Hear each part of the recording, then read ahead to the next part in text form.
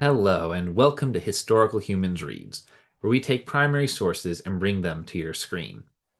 I'm Colum Coleman, and today we are reading from The Art of Happiness by Epicurus. Epicurus was a Greek philosopher of the 4th and 3rd centuries BCE who advocated for good living through the management of expectations and finding happiness through taking the time to appreciate the small and simple joys of everyday life. The Art of Happiness is not a work written by Epicurus himself, but rather a convenient form in which modern publishers may present and contextualize his work. It would be perhaps more fitting to say that we are reading Epicurus's letter to Herodotus, as is from this letter, sent from the great philosopher to the great historian, that we read his words. Today we will be reading from Part 6, The Soul and Its Nature, of the letter of Herodotus from The Art of Happiness. In this section of his letter, Epicurus provides his description of the nature of the human soul, for which he turns to an early Greek theory of atoms that divides all things into invisible and indivisible particles that comprise its essence. With that, let's begin. By referring to our sensations and feelings, which will provide the most reliable basis for our beliefs, we must next take into account the fact that the soul is a body composed of fine particles that are dispersed throughout the entire organism, and that it bears the closest resemblance to breath with a certain admixture of heat, being similar in some ways to the other.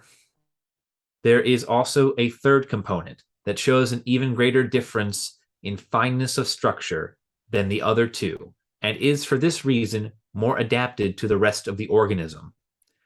This is all clearly evidenced by the functions and affections of the soul, by the ease of its movements and thought processes, and by the privations that cause our death.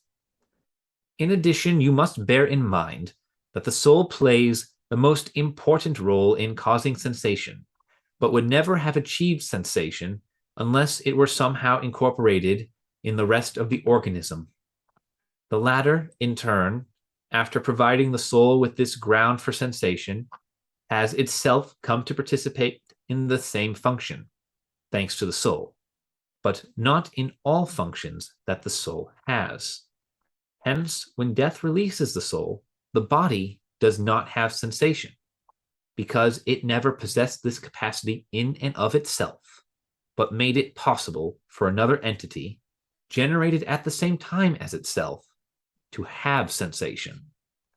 This second entity, by actualizing its own potentiality through motion, at once achieved the function of sensation for itself, and imparted it to the body also as a result of its proximity and congruence with the latter, as I have said before. Hence, as long as the soul is present, it will never cease to have sensation, even though some other part of the organism has been removed. On the contrary, if the soul persists at all, it will have sensation, whatever particles of it are lost at the same time as its bodily casing is destroyed, either in whole or in part. The rest of the organism, on the other hand, may continue to exist in whole or in part, but will no longer have sensation once it has lost the mass of atoms, whatever its size, that constitutes the nature of the soul. Furthermore, on the dissolution of the entire organism, the soul is scattered abroad and no longer has its usual functions, nor does it undergo motion, with the result that it does not have sensation either. It is impossible to think of it as sentient if it is not present in a composite whole, and if it does not enjoy its usual movement at such times as its housing and environment are not the same as the present environment in which it carries out these motions.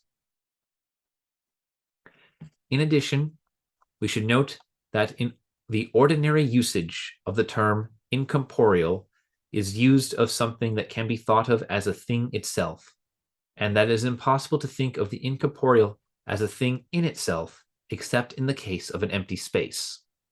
Now, empty space can neither act upon nor be acted upon. It merely presents the opportunity for bodies to move through it.